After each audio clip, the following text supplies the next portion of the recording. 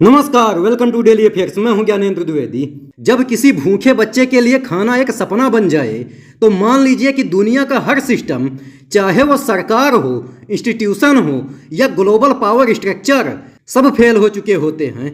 Gaza की मौजूदा situation सिर्फ एक ह्यूमैनिटेरियन ट्रेजिडी नहीं है, ये उस इंटरनेशनल ऑर्डर की असली टेस्टिंग है जो खुद को जस्टिस का गार्जियन और ह्यूमन राइट्स का चैंपियन बताता है।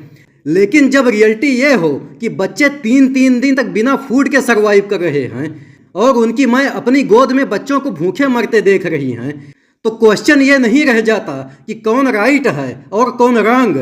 तो क्वेश्चन ये हो जाता है कि क्या हम में अब भी मानवता नाम की चीज़ बची है या फिर सिर्फ political entities. UN world food programme की लेटेस्ट रिपोर्ट कहती है कि गाजा की लगभग 1/3 पॉपुलेशन ऐसे स्टेज पर है जहां वो कई दिनों तक भूखे रहते हैं। इसे फेमिन थ्रेशोल्ड कहते हैं, मतलब वो स्टेज जहां फूड क्राइसिस जानलेवा हो जाता है। और ये वो पॉइंट होता है जहां कोई सिर्फ कुपोषित नहीं रह जाता, ये भूख अब बॉडी को डिसॉल्व करने लगती है। और ये सिर्फ डेटा पॉइंट्स नहीं हैं, ये वो साइलेंट क्राइज है जो गाजा की स्ट्रीट में गूंज रही है, लेकिन जिन्हें सुनने वाला कोई नहीं है। और अब सोचिए, हम 21वीं सदी में हैं जहां स्पेस टेक्नोलॉजी, जेनेटिक साइंस और आर्टिफिशियल इंटेलिजेंस में इंसान चमत्कार कर रहा है, लेकिन एक छोटा सा टेरिटरी गाजा जो लिटरली दुनिया की नज़रों के सामने है, वहां लाखों लोग भूखे मर रहे हैं और पूरी दुनिया पॉलिटिक्स में उलझी हुई है। आखिर क्यों? क्योंकि वहां युद्ध हो रहे हैं और क्योंकि वहां राजनीतिक एजेंडे चल रहे हैं और वहां पर भूख अब भी एक स्ट्रेटेजिक टूल बन गई है। और ऐसे में अमेरिका के प्रेसिडेंट डोनाल्ड ट्रंप का बयान आता है कि हमास फूड सप्लाई को चुरा रहा है। लेकिन जरा सोचिए, क्या इस स्टेटमेंट से हकीकत बदल जाती है? अगर हम मान भी लें कि हमास फूड डिस्ट्रीब्यूशन में इंटरफेयर कर रहा है, तो क्या इसका मतलब यह है कि पूरे गाजा को कलेक्टिव पनिशमेंट मिले? क्या वार में फूड और मेडिसिन को एक लीथल टैक्टिक बना देना एक्सेप्टेबल है?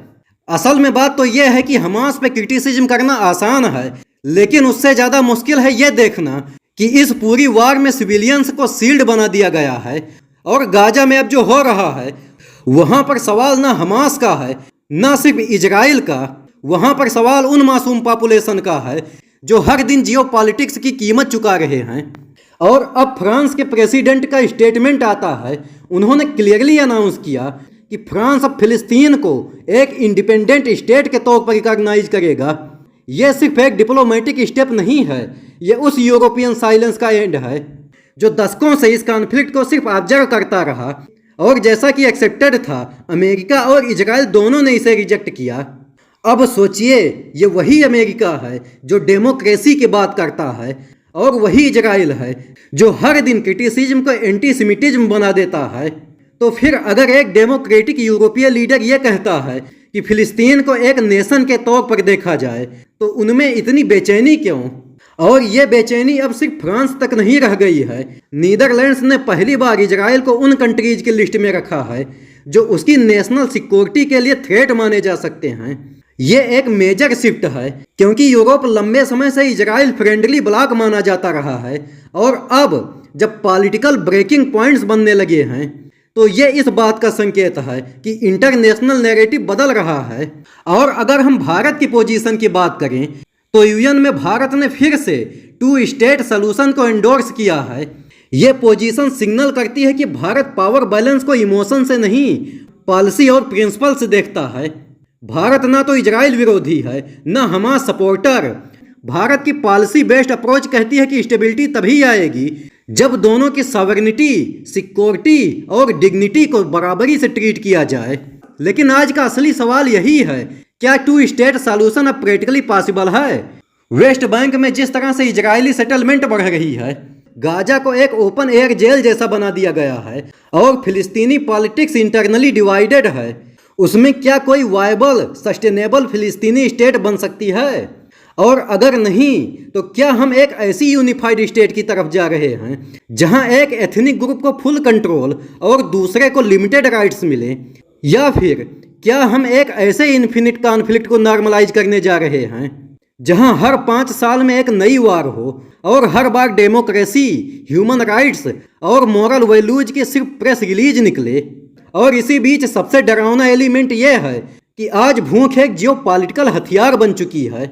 अगर गाजा में फूड और मेडिसिन ब्लॉक इसलिए किए जा रहे हैं ताकि कोई मिलिट्री एजेंडा पूरा हो, तो फिर कल यही स्ट्रेटजी दुनिया के किसी भी रीजन में रिफ्लेक्ट की जा सकती है और तब एक बार फिर ह्यूमैनिटी केवल प्रेस स्टेटमेंट में बचेगी। और यही वो पॉइंट है जहां वर्ल्ड को रुककर खुद से पूछना चाहिए कि अगर हम भूख को भी एक लीगल टूल की तरह मानने लगे तो फिर हम बाकी किसी भी कॉन्सेप्ट जैसे डेमोक्रेसी, जस्टिस, ह्यूमन राइट्स पर क्या नैतिक दावा कर सकते हैं।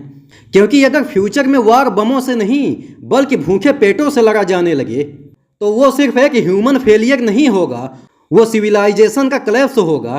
वीडियो के अंत में मैं आपसे क्वेश्चन पूछूंगा कि विश्व का सबसे बड़ा कोयला निर्यातक देश कौन सा है। ए पर है China, B America, C Indonesia और डी ऑस्ट्रेलिया। अगर आपको आंसर पता है तो कमेंट बॉक्स में ज़रूर दीजिए और अगर वीडियो पसंद आया हो तो लाइक और सब्सक्राइब जरूर करिए। मिलते हैं अगले वीडियो में। जय हिंद।